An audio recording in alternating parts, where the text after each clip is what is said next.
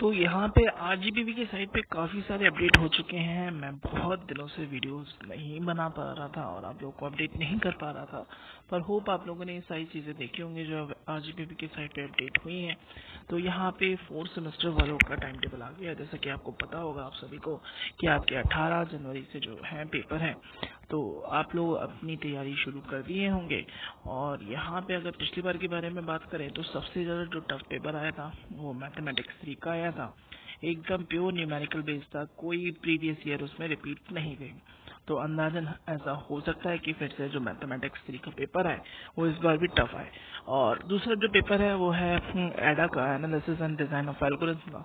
Paper पिछली बार का काफ़ी सिंपल था, और लेकिन बच्चों की कंप्लेन ये थी कि उसमें बहुत से बच्चों को जो है लटका दिया था। और यहाँ पे उन बच्चों को जिनका पेपर बैक हो गया था, जो अभी 5th सेमेस्टर में हैं, जिन्होंने अभी 5th सेमेस्टर के पेपर दिए होंगे, वो अब ये 4th सेमेस्टर वाले बच्चों के साथ ही अपना बैक पेपर देंगे। होप उन लोगों ने भी अपना एग्जामिनेशन फॉर्म भर दिया होगा। तो उन लोगों को भी और अब जो करंट स्टूडेंट्स हैं और जो एक्सेस स्टूडेंट्स हैं, उन सभी को ही अपने एडा के पेपर की तैयारी जरूर शुरू कर देनी चाहिए। पिछली बार का पेपर काफ़ी सरल था, उसमें ना ही कोई एल्गोरिथम आपसे पूछी थी, केवल डायरेक्ट क्वेश्चंस थे और एक आध दो न्यूमेरिकल टाइप क्वेश्चंस थे, जिसमें बेसिकली आपका छोटे छोटे न्यूमेरिकल्स लगाने के लिए बोले हुए थे, जिसमें सॉर्टिंग एल्गोरिथम, बाइनरी सर्च, ऐसे कुछ छोटी छोटी चीज़ें थी जो बस बिल्कुल बेसिक था। मतलब कि आप ये समझिए कि आपके जो मेजरली उसमें जो कवर हो रहा था वो फर्स्ट सेकंड थर्ड चैप्टर से ही पूरा पेपर लगभग कवर हो जाता था। हाँ, कुछ थे क्वेश्चन 4th और 5th चैप्टर के, पर लेकिन फर्स्ट सेकंड थर्ड चैप्टर से ही सब कुछ हो जा रहा था। और अगर मैथमेटिक्स के पेपर के बारे में बात करें जो कि 4th सेमेस्टर का है, तो mathematics 3 comparative to other subject काफ़ी ज़्यादा टफ माना जाता है। तो आप मैथमेटिक्स 3 का अगर आपने तैयारी शुरू नहीं की है तो शुरू कर दीजिए। और अगर आप एडा की वीडियोस चाहते हैं कि एडा की वीडियोस आएँ तो आप कमेंट सेक्शन में बताइएगा। अगर 2-3 बच्चे भी होंगे ना, तो अभी मैं एडा की वीडियोस डालने की कोशिश करूँगा। नोट्स तो पहले ही वेबसाइट पे पड़े हुए हैं, आप यहाँ पे डिस्क्रिप्शन बॉक्स में लिंक है, वहाँ से जाकर के अपने एडा के नोट्स डाउनलोड कर सकते हैं। बहुत बढ़िया नोट्स हैं, सुपर्ब नोट्स हैं, उन नोट्स से पढ़िए और आपको कोई नहीं रोक सकता आपको फुल मार्क्स आने से उन नोट्स को पढ़ने से। बहुत शॉर्ट में लिखा है, बहुत ही ज़्यादा बढ़िया लिखा है। और अगर आप चाहेंगे तो मैं उन नोट्स को एक्सप्लेन करते हुए वीडियोस भी बना दूंगा।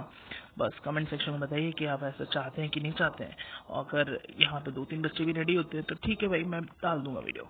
और नेक्स्ट आप बात करें तो कंप्यूटर ऑर्गेनाइजेशन एंड आर्किटेक्चर की, तो कंप्यूटर ऑर्गेनाइजेशन एंड आर्किटेक्चर भी एक टफ सब्जेक्ट माना जाता है। और कंप्यूटर ऑर्गेनाइजेशन एंड आर्किटेक्चर के लिए पिछली बार तो पेपर काफ़ी सिंपल आया था। पिछली बार जब मैंने पेपर देखा था तो उसमें बच्चे भी बड़े खुश थे कि उनका पेपर काफ़ी अच्छा गया था कंप्यूटर ऑर्गेनाइजेशन एंड आर्किटेक्चर का, और चेकिंग भी ठीक ही ठाक हुई थी। तो ये पेपर ये वाला टफ आ सकता है। इसमें काफ़ी सारे क्वेश्चंस बनते हैं और चैप्टर भी बहुत सारे लेंदी हो जाते हैं।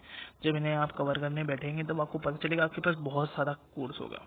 तो मेजरली कोशिश ये कीजिए कि आपके कम से कम, जिन लोगों को पास होना ही है वो कम से कम 3 चैप्टर करके जाएं, और जिनको टॉप करना है वो 4 या 5 चैप्टर। 5वें चैप्टर से बहुत ही ज़्यादा कम आने के चांसेस हमेशा से तो होते थे, लेकिन पता नहीं आरजीबीबी आजकल क्या चाह रहा है। उसने एक तो 5th सेमेस्टर के जो भी पेपर कंडक्ट हुए थे उन सब का ही पैटर्न बदल करके रख दिया था। 5th सेमेस्टर में इतने टफ पेपर उन लोगों ने डाले जो कि लगभग सारे पेपर न्यूमेरिकल बेस्ड थे। तो अगर आपका पैटर्न यही फॉलो अप हुआ तो भाई आपका बहुत ज़्यादा टफ होने वाला है।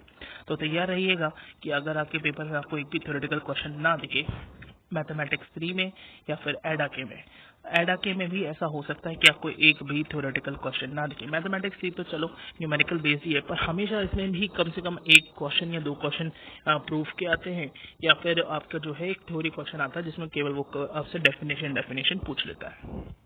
लेकिन अब वो क्वेश्चन शायद आपको देखने को ना मिले इस बार के पेपर में। तो भैया इस तरीके का माइंडसेट लेकर के जाना कि अगर ऐसा हो जाए तो भैया कोई एक घबराना मत।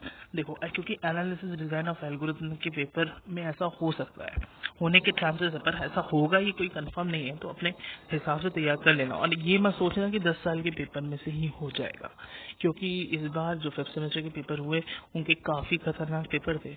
और हम लोग भी देख कर बहुत आश्चर्यचकित थे कि ऐसे पेपर आ सकता है। टीओसी का पेपर बहुत ज़्यादा खतरनाक बनाया गया था 5th सेमेस्टर का। अगर किसी टीचर से भी बोला जाए कि आप भाई सॉल्व करो इसे बैठ करके, तो वो 3 घंटे के अंदर उन क्वेश्चंस को सॉल्व करे, ये पॉसिबल नहीं था। कई सारे क्वेश्चन उसमें गलत भी दिखे टीओसी के पेपर में। तो अगर आप 5th सेमेस्टर के हैं और 4th सेमेस्टर के किसी बैक पेपर की तैयारी कर रहे हैं, तो आप अपनी तैयारी बिल्कुल अप कर लीजिए, क्योंकि analysis and design of algorithm एक खतरनाक सब्जेक्ट साबित हो सकता है इस 4th सेमेस्टर के पेपर में। और अब बात करेंगे नेक्स्ट वीडियो जो इसके बाद आएगी, उसमें 3rd सेमेस्टर के बारे में। 3rd सेमेस्टर वाले बच्चों को किस हिसाब से तैयारी करनी है उनके पेपर के लिए। तो भैया 4th सेमेस्टर वाले लोग अपने पेपर के लिए तैयार हो जाइए। 18 जनवरी से आपके पेपर स्टार्ट हैं, तो हो सकता है ये वाले पेपर आपके लिए काफ़ी ज़्यादा टफ साबित होने वाले हों। और यहाँ पे जैसे कि आपने नीचे पढ़ ही लिया होगा कि आपके प्रैक्टिकल्स वगैरह जो है वो 5 फरवरी से लेकर के 13 फरवरी तक है। तो प्रैक्टिकल की तो इतनी टेंशन नहीं है, और जो मेन टेंशन है वो इन्हीं पेपर की है। और दूसरी बात मैं आपको बता देना चाहता हूँ कि चीटिंग वीटिंग करने का कोई सीन मत रखना, रखोगे तो फंस भी सकते हो बहुत ज़्यादा बुरी तरीके से। तो इसलिए चीटिंग वीटिंग का कोई सीन मत रखना। आगे बढ़ते हैं, तो नेक्स्ट वीडियो में आपसे बात करेंगे 3rd सेमेस्टर वाले बच्चों के लिए। और आज की वीडियो को बस इतना ही रखते हैं। Thank you.